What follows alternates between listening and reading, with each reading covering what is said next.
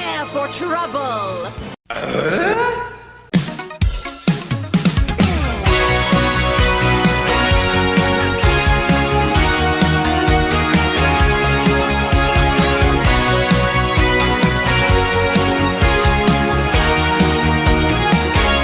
Jam. Greetings and salutations and welcome to Nostalgia, a very British look from the 80s to the noughties. And I finally did it. When Ncuti Gatwas was announced as a Doctor, I thought I'd go back and rewatch from Christopher Eccleston. I watched every series, every episode. I watched Sarah Jane Adventures, Torchwood. I even watched the BBC Proms episodes. But last night, I finally got caught up. I watched the last episode, so it's goodbye to Doctor number 15 and hello to Billie Piper. Again. So if Rose is gonna return as the Doctor, I think it's time we finally settle this. Who is the Doctor's greatest companion? We are gonna rank them from worst to best, or from least fantastic to most fantastic. Fantastic! Oh, fantastic! And let's clear some stuff up before we get started. This is from Christopher Eccleston onwards. New Who only. I've never seen the old episodes, and just because you travelled in the TARDIS does not make you a companion. You and me both know what a companion is, and it's not Nardole, Mickey, Rory, Captain Jack, Riversong.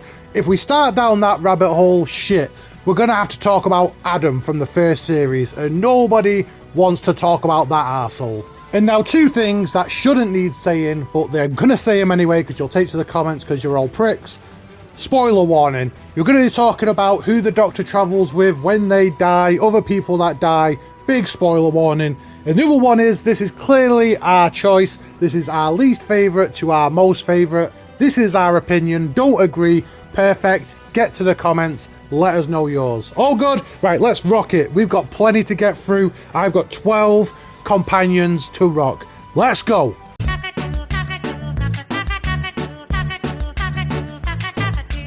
I'm sorry, Ryan, but somebody had to come in last. And when I think about Jodie Whittaker's episodes, I immediately think of her and Yaz's relationship, how great Graham was. But Ryan, well, Ryan was just sort of there. When I think back, he was in over 20 episodes. I really can't remember what he contributed. I mean, he was great in the Rosa Parks episode, and he could never ride a bike. That's all I can remember about Ryan. I'm sorry, Ryan, but there's not much more I can say about you.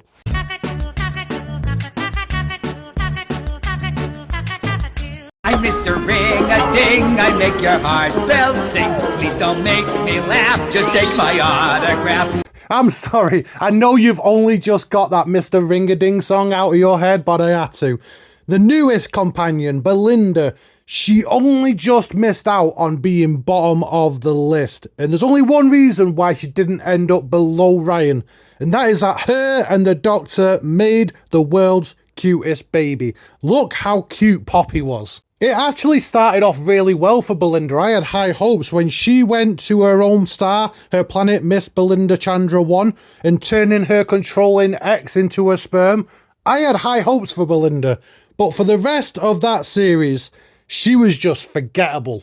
Even in the finale to the series with Omega and the Rani, Belinda really didn't do anything except have that really cute baby. Maybe it was just too soon to have a new companion after Ruby. And don't worry, we're going to get to Ruby. And I think it's nothing to do with the actress. I think it's because with the new series, you only get 8 episodes. That's not enough time to get to know this character, to care about her, what her wants and needs are. It was too much too soon after Ruby.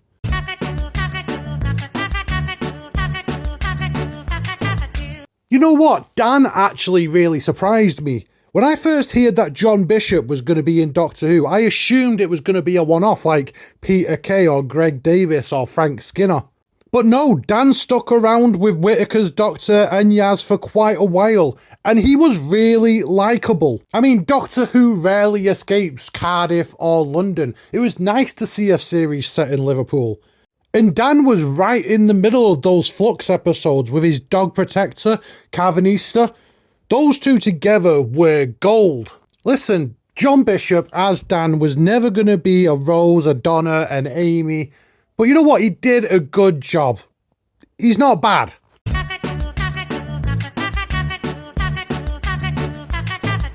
You know what? I actually really enjoyed Ncuti Gatwas' run as the Doctor. But the best thing about it was Ruby goddamn Sunday. She had this really interesting backstory from the first episode, being left all alone at Christmas, the Doctor being there, not being able to see her mother's face, it's snowing every time she thinks about it.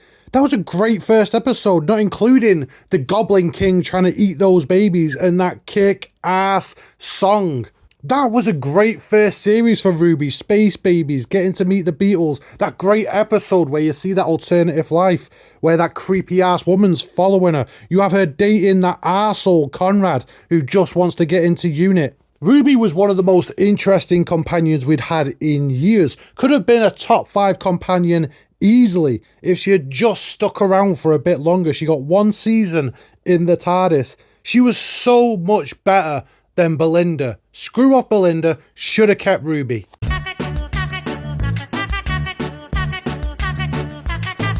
It took me a long time to come around to Capaldi's Doctor, but by the time we'd reached Bill in season 10, I was all in. And Bill was a great companion.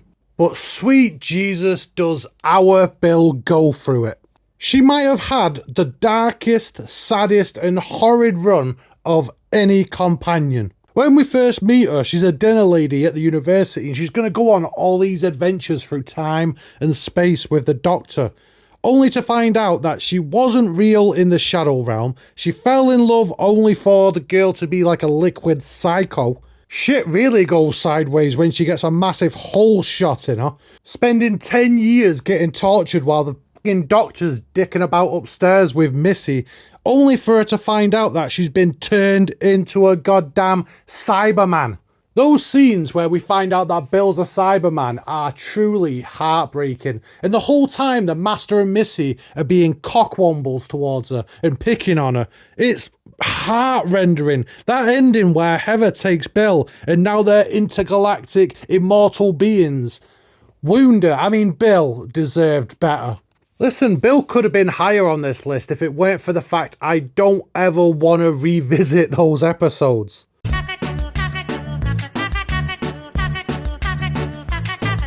Martha was the hardest person to place on this list because she was a good companion, but she had the impossible task of following Rose as the Doctor's companion. Martha was in some of the best episodes ever. Daleks in Manhattan, Human Nature, Family of Blood, Utopia, Sound of the Drums, Stolen Earth, Journey's End. She was even in Blink for like 3 seconds. Those are like top 20 episodes. But were those episodes great because of Martha? No, they weren't. I love the episodes that Martha's in, but I just don't love Martha. She is damn good, but she's middle of the pack.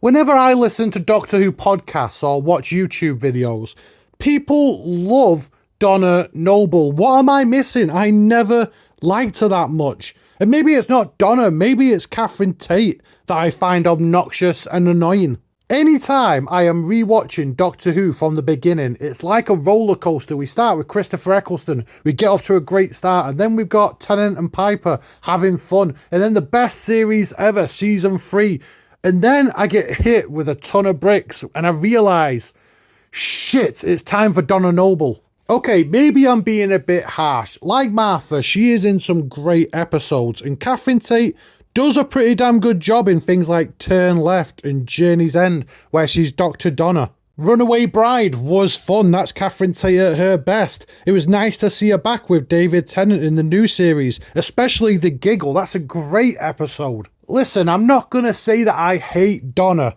but there are more than a few episodes where she really grates on me. Let's give her her flowers though. She does deserve to be in the top half. She is a good companion.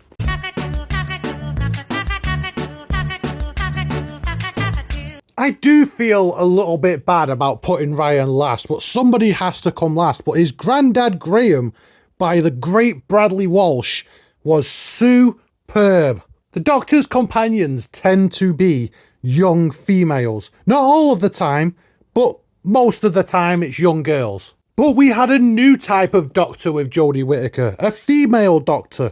So it made sense that her companions would be a bit different. And Graham is great because we are Graham. While all this ridiculous adventures and going through time and space and fighting monsters, Graham is the everyman, grounded personality. We can relate to Graham. We love him from that first episode with Tim Shaw. Tim Shaw. Tim Shaw. Graham goes on a proper journey, and you can see it on Bradley Walsh's face. In the first episode, he loses his beloved wife. In the episode where he has to remain seated and not let Rosa Parks sit down, you can see the agony on his face. Even when he steps away and he stops these adventures with the Doctor to take care of his grandson, and then he forms that support group for other companions. Graham's one of my favourites. I love this guy.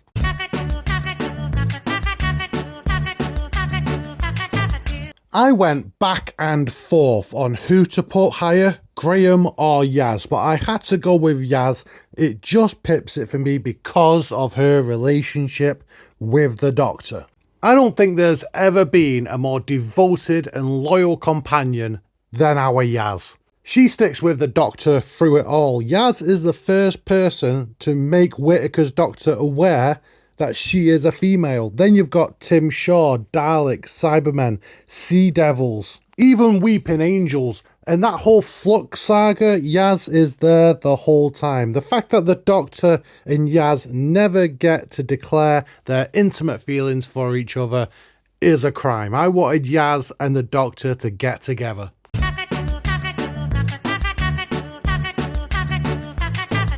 Now it's getting serious. The top three, and number 3 is Karen Gillan as Amy Pond. I still remember when David Tennant announced that he was going to be leaving the series and Matt Smith was going to replace him. A lot of people thought this was the end of Doctor Who. And then we saw that first episode with Doctor and little Amy eating fish fingers and custard, and all was right with the world.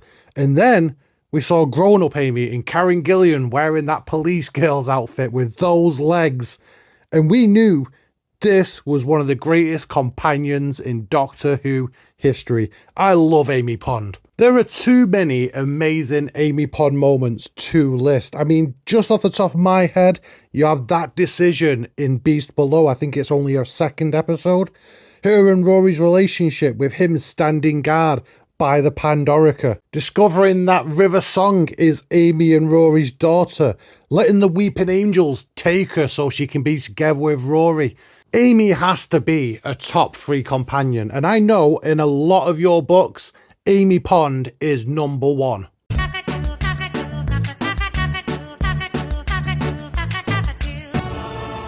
Everything must come to dust.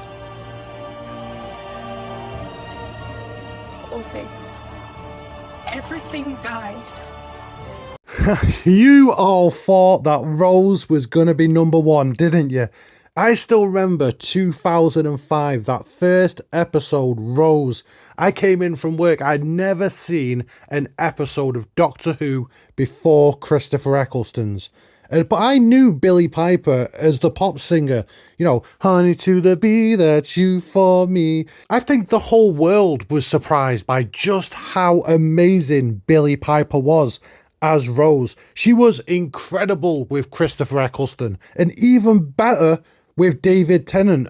They have the best chemistry, Tennant and Piper, than any Doctor Who actor and companion actor. Listen, if you're watching this YouTube video, you've seen Doctor Who, you know this.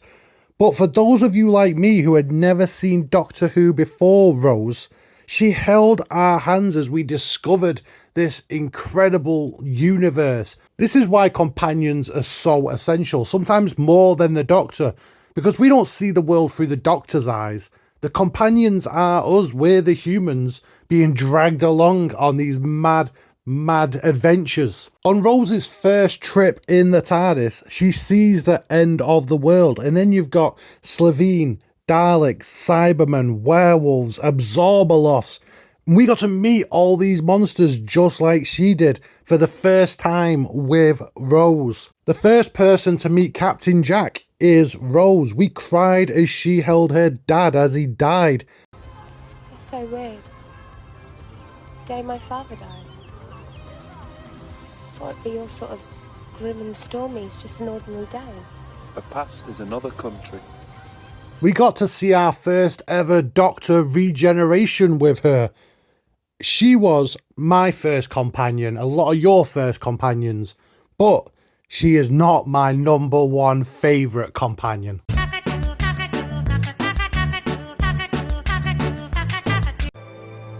But you've been protecting this town for over 300 years. Do you not think it's anybody else's go yet? There is no one else to protect it. Then it's not going to be you forever. It's going to end the same way, whatever you do. Every life I save is a victory. Every single one.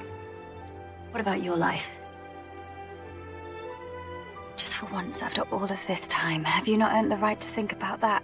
I know I will be the only person in the whole world with this opinion, but for me, Clara is the best Doctor Who companion. Souffle Girl, Clara is incredible, the best. You know, there is one key difference with Clara and the Doctor compared to the other companions, whether it's Rose or Amy or Bill. You know, the Doctor takes all these companions and he whisks them away on all these adventures throughout the universe. Not with Clara, not with the Impossible Girl. The Doctor gets hooked up, he gets entangled in her life. He travels all the way through space and time to try and find who Clara is, this impossible girl. For most of Clara's run, the stories are about Clara, not about the Doctor. When she's a Dalek, when she's an Edwardian barmaid, when she's a nanny, when she works at the school. With the exception of Rose being Bad Wolf and taken in the TARDIS, no companion has actually saved the day like Clara did. You know, at the end of Matt Smith's 11th Doctor, he was not gonna regenerate. That was it. They said no more regenerations, but it was Clara that intervened and continued, and he became Capaldi. And like I mentioned before, I was never a big fan of Capaldi, but Clara, she brought out that softer side in Capaldi's Doctor that I loved. We got one of the most emotional episodes ever with Clara when Danny Pink was a Cyberman and he had to sacrifice himself to save everyone. I mean, we discovered Missy, my favourite version of the Master, with Clara. And Clara's ending is the best ending we've ever had for a companion. Her facing the Raven to save Riggsy's life. That was awesome. I know not a single one of you are agreeing with me right now. You're all pissed off that I didn't put Amy or Rose here, but Clara is the greatest companion the Doctor ever had. I love her so much. But like I said at the start, this is just my opinion. Now it's your turn. Get in the comments. I love Clara. Let me know your favourite companion. You can give me all 12 ranked. I love reading your comments. Also, take to the comments, do you want to see more Doctor Who on Nostalgia? We could rank all the Doctors. We could do top 10 favourite villains in Doctor Who. We could do top 10 favourite episodes. Just let me know. But it's time for me to say goodbye. And like David Tennant's Doctor said, I don't want to go. I'll see you guys soon. Remember, hit that subscribe. Join our journey from the 80s to the noughties. I'll see you next time.